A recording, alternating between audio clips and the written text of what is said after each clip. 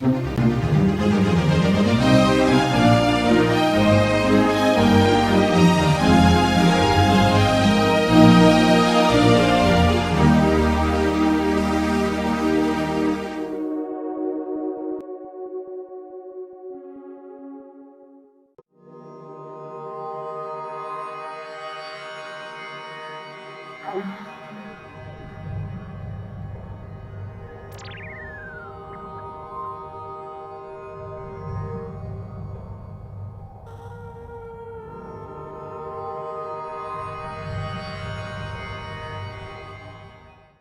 really interesting. Mm-hmm. So yeah, I do think if anyone's going through this spiritual process, to not really feel, obviously they'll feel lonely. Some people can feel really lonely, but it's fine. Your soul tribe will turn up. Yeah. They do turn up as if by magic. So it's great. It's great to be able to have people like yourself. Like I can talk to any three of you guys. If I experience something, and I know I won't be judged. I don't feel like I'm being judged. So I've got people that I can express what's going on for me, and then you can give your insights. And even if you don't even need to give your insights. It's just the fact that you're there to listen without judging, and without thinking I'm completely crazy. Absolutely, which in everyday life, most people I'm with would think I'm absolutely bonkers. Because again, maybe their consciousness is not ready yet. They're not on the same path as you. They're not on the same level at all. Well, it's not about the level. They're not, the consciousness isn't. They're not aware. That's it. Of what's going on around them yet. So it's quite hard. Well, I'll just kind of give up unless I feel guided to drop seeds and little bits of information. Then I will. And they usually do come back to me over time. So, Okay. Good. Yeah. So those seeds do grow. That's good. Yeah, definitely. Yeah, I've said a few things to some people that's left them a bit okay, but I thought, well, that's just my perspective. And then, sort of like a year down the line, I'll get a message from them. You know about what you said before, and I'm like, yeah. It's like, well, this has happened and that's happened. I'm like, oh, excellent. So then it's sort of open. So it's like, planting them little seeds when you feel guided to. Yeah. Okay. Yeah. That's good. Yeah. Yeah. So, in regards to like your path now, where do you think you're travelling towards? What's your how do you want it to go? Your path and. Well, I don't know. I've been trying to understand where I'm going and where this is leading to. But me trying to understand what's going on and where it's going to go, I've actually had experiences where I've been pulled back and told not to try and figure out things too much and just be. Just allow it to be. So I have no idea. I have no idea where this path's going to lead me. But I trust in it. Exactly. I trust in it. Just the process and Yeah. And I just allow it to be. Yeah. Sometimes I get caught up and think, oh, what's going on? Where's this going? But yeah, those experiences have taught me. Just take a step back and just allow things to be and sort of like to unfold. Just allow things to unfold. I feel like the universe has always got your back. Exactly. Even when the bad things come along. To learn. Because there's certain things I've gone through, and I feel like I've gone through them again and again throughout my life. But since my spiritual awakening, I've gone through them. But with this new perspective, I feel like they've come back round again to see how I would handle them. And because I've handled them completely different with this new understanding, they've sort of gone away. Right. Okay. Yeah. Yeah. Sort of a lot of my problems. I mean, I'm not perfect. I've still got a lot to do and a lot to deal with. But sort of like a lot of the main problems that were holding me back in life are just holding me back. They sort of came round a few times again throughout my process, and I was sort of like, because I've dealt with them different this time. They seem to have like they're not problems. Right. No more. Good. Yeah. Because I've learnt from them, and I've seen them for what they are and what they was actually trying to show me. They might have seemed bad at the time. It was painful and whatever, but once you start seeing it through different eyes. Absolutely, I agree with that. Yeah. And in regards to your planet journey so far, who, as guest wise, who stood out, in your... Who stood out? Yeah, in your guest wise, who you've enjoyed talking to and... all of you. I know all, yeah, I know, I love interacting with all of you. You've all got your own individual... But I think we all work well together. No, I mean, as guests. I mean... as guests? Not as like... as guests. Well, I think Anthony Peake was my first interview with you guys, wasn't it? Yeah. We did the Christmas thing, but that wasn't really... Yeah. Yeah, Anthony Peake, and I remember leaving, because that was a great interview. It was.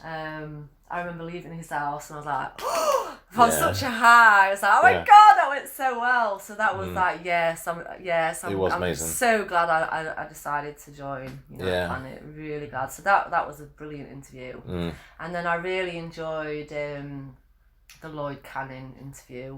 Artist. That was great. Yeah. And he was just such a great person, so genuine. You could feel it from him. Absolutely. That he was just so genuine. And I think a lot of his experiences have been similar to mine, with the outer body experiences and things like that. So I resonated with him. Yeah, so those two. I wanted to do the Penny Satori one. I know. That would have been interesting, but I couldn't make that one, unfortunately. There's going to be another time, I'm sure. Yeah, but I'm enjoying the whole experience. Yeah. And I think it's helping me to grow. I think all you guys. I think this is what happens when you find your tribe. You're all there to support each other, and you push each other, but not in a not in a bad way. Not in a bad way. No, you just push each other forward. Motivate each other. Yeah, definitely. Because I've noticed I've been pushed completely out of my comfort zone, especially with the whole talking to cameras and Bernie finds it quite funny. Bernie's a natural. He just gets on with it. I'm not so much a natural. No, I'm not. No. As you saw from my introduction. 5 out of 10. No, I think you and Johnny have been doing great. No, it's Johnny's your editing skills. Oh, wow. Yeah. Well, Bernie thinks it's quite funny. He'll often just stick the camera in my face and expect. I'm like, action. I just go blank. But it's definitely pushed me out of my comfort zone, which I think you need to do. You need to be pushed out of your comfort zones, find new comfort zones, push through them. I've had a few anxiety attacks, like I said earlier, a few panic attacks about doing this kind of thing, but I've realised if I just allow that to be there, and it'll pass. Exactly, you're a natural. Yeah, you are. You're a natural. lot of times in my life when I've felt that feeling, because I'm going to do something new, I'm going to be out of my comfort zone. I've noticed that I'll sort of turn opportunities down because I don't want to feel that feeling. I don't want to. I didn't want to be pushed out of my comfort zone. I didn't realise at the time what I was actually doing. It was all on a subconscious level. Yeah, I was just using all the chaotic stuff in my life that was going on. I was using that as an excuse. So when I did feel that feeling, I was about to go and do something new. So I can't do this today because I've got this going on and that going on. And I wasn't really aware that I was doing that, because I did have all these other stuff, but I could have worked it out. I was just holding myself back. Yeah. And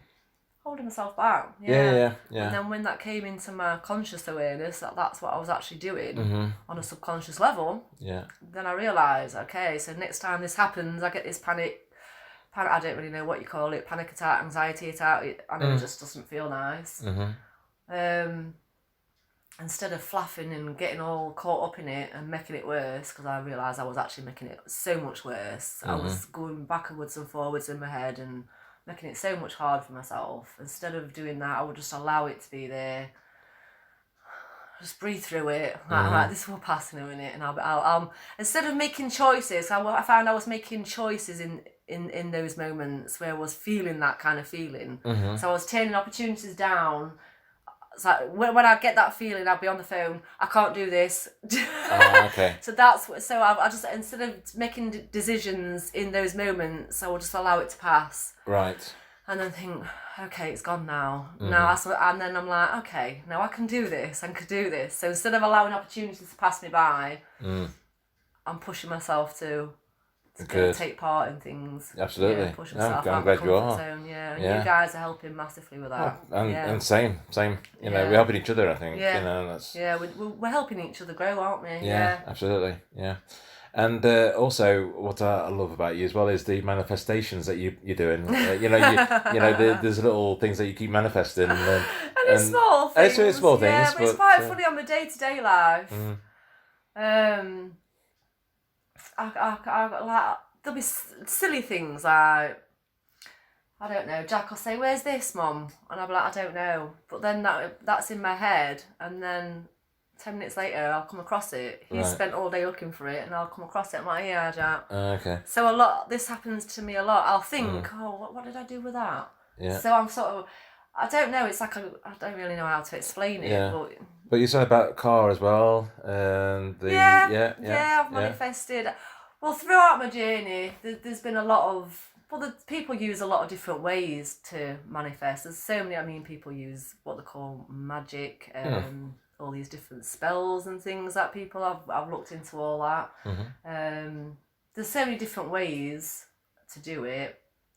But yeah, I've tried quite a few of them and had some success with some of them. Yeah. I've manifested a car. I did this. I can't remember what I did. But I wanted this a little soft top sports type car. Okay. And then my partner at the time, he was into cars, and he used to swap and sell and do a lot with cars.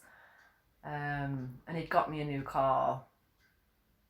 But he just said, you're not happy with his car, are you? And I was like, oh, it's fine. I'm not too fussed. And then he said, his friend had messaged him. He says, I've got this car. And it was only a 4KA, one that with the roof came down, sports one. So it was kind of the thing I wanted. So Jamie mentioned about my car. Well, anyway, they ended up swapping it. So I ended up with this sports car, and I was like, that's what you wanted. So I'd sort of like done this ritual type thing to manifest. I had this image in my head. I want one of this type of car. Yeah. And within a couple of weeks, I had one. I was sat there, and I was left thinking, did that work then? I was thinking, no, it's just a coincidence. But I've done it a couple of times with a few little things, nothing big. But yeah, I think the more believable it is, I think if you're going to try and manifest $1 million or £1 million, you on a subconscious level, you don't really believe that's going to happen. So if you start with smaller things, I would say, something that's easier to believe, a car or anything really. So yeah, I've done it with money. Just little experiments. I did it with I tried to manifest £100 once. And I think the technique was it was to act as if you already had that £100, but you'd misplaced it. Right. Okay. So you're looking for it. So it sounded silly at the time because I was at work. So I thought, right, I've got £100, and I had to it's not make myself believe it, but I had to kind of trick myself into feeling that I already had this £100 and that I'd just lost it. So I was at work. I thought, well, I'm going to give it a go. Well, what's the harm? Yeah. So I was at work pulling back cushions, and I felt a bit silly doing it, but I thought, well, I'll just do it. And I'm like, where's that £100? What have I done with that £100? I allowed myself to. It's like playing a game. Yeah.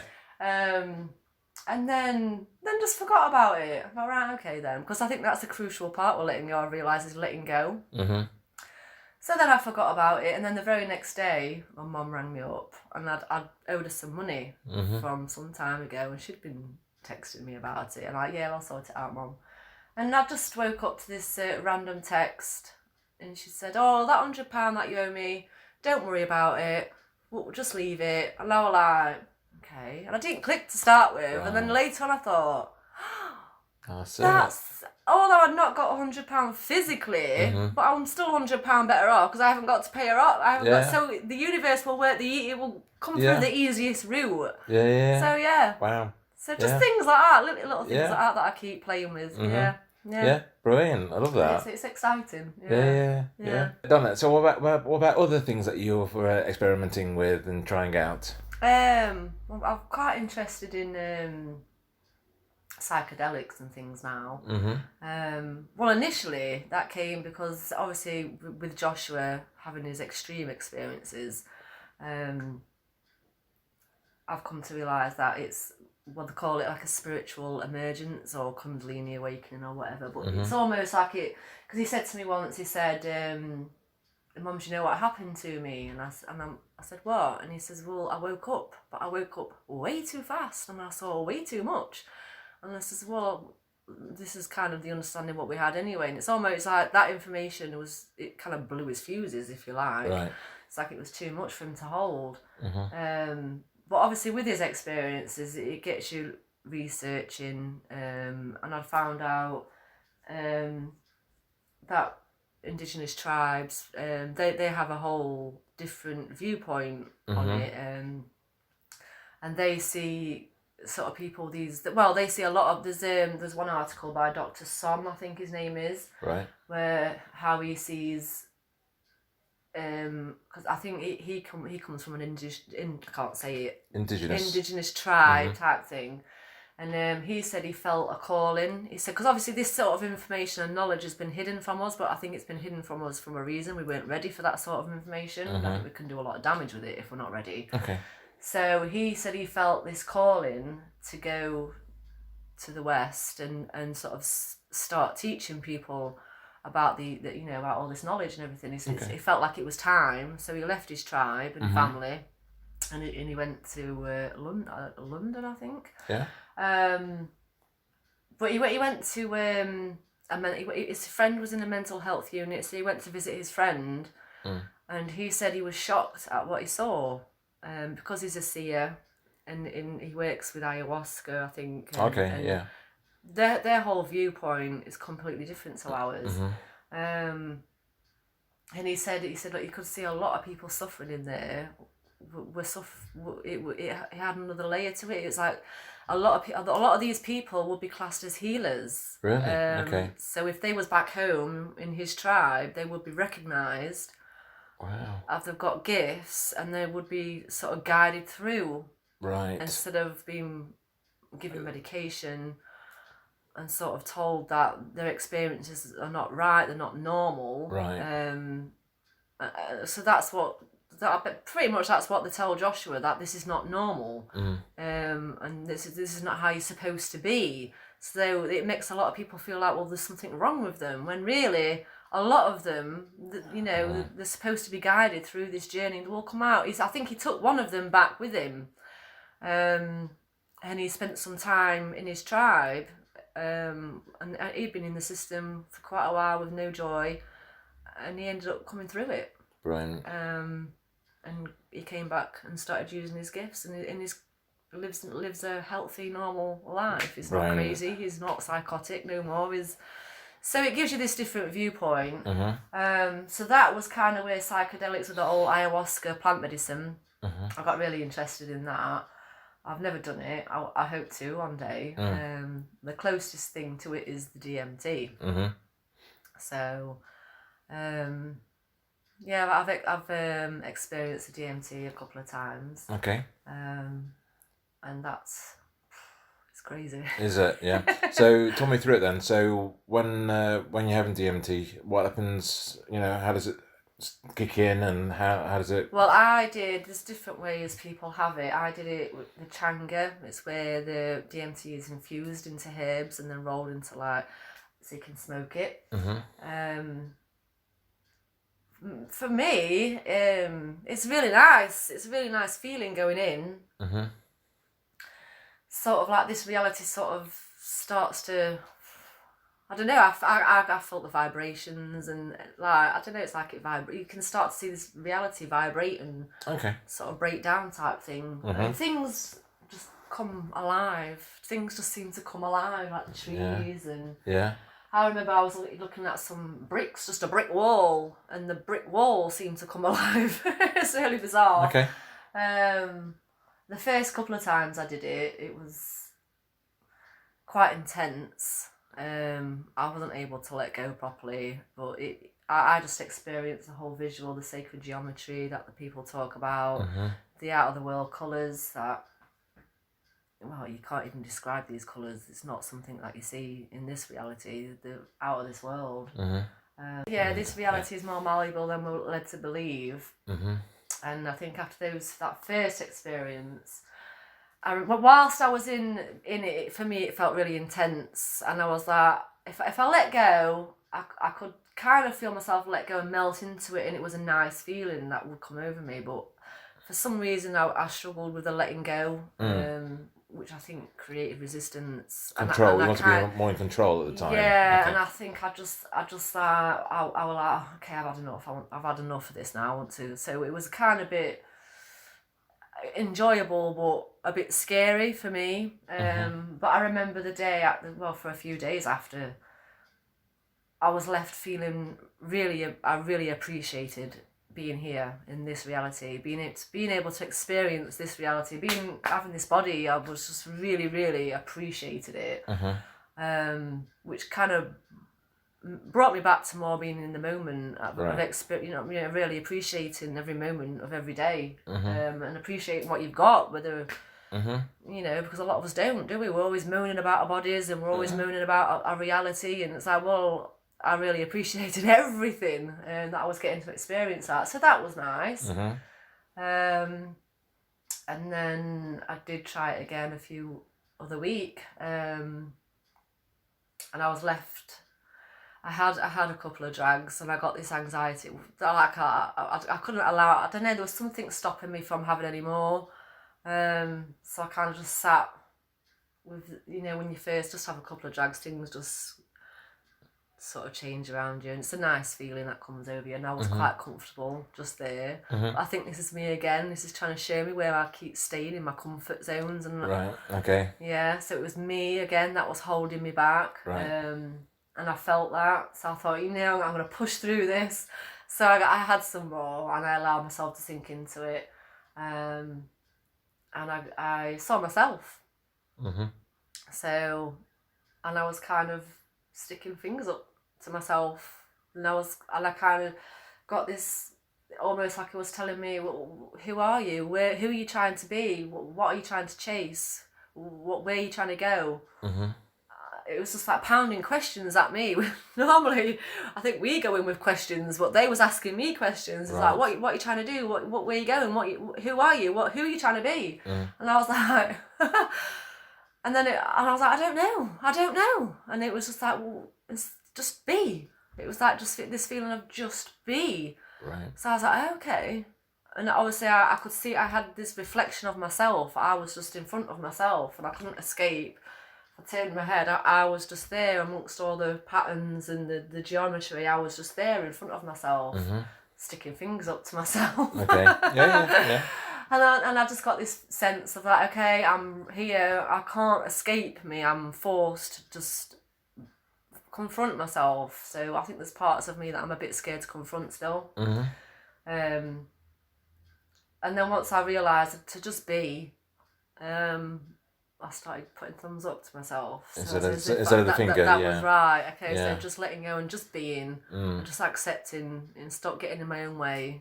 Realising that again, because something that it has to keep reminding me. Then I was okay and putting fingers up to myself. So it's quite strange to go into the EMT world and see yourself. Yeah, definitely. And then I went in again. And none of it really made sense. It was the same sort of theme again. Stop trying to understand everything, really. Stop trying to be someone. Stop trying to chase things. Okay. Stop trying to understand everything. And I was like, well, okay, because none of this makes sense. Everything that was going on, it was just crazy patterns. But the first time I was uncomfortable. It was a bit too intense for me, and I didn't, because I didn't know what's going on. This time I kind of felt okay with it, and it was just, okay, I don't understand any of this. None of it makes sense. It's all crazy. And then my son, who's in hospital, he just appeared in front of me with a big smile on his face, and he was like, welcome to my crazy. Wow. Which was really fitting, because he's perceived as being crazy in this reality. Yeah. And I was thinking, well, this is all just crazy, I don't understand any of it. And then Josh appears, welcome to my crazy. So I don't really know. Yeah. But again, it's like maybe it's like consciousness is connecting to each other. Yeah. You know, because it's who knows what consciousness is really. Yeah. And you've like interacted with each other. Yeah. So it's really strange. It is. Yeah. Yeah. Yeah.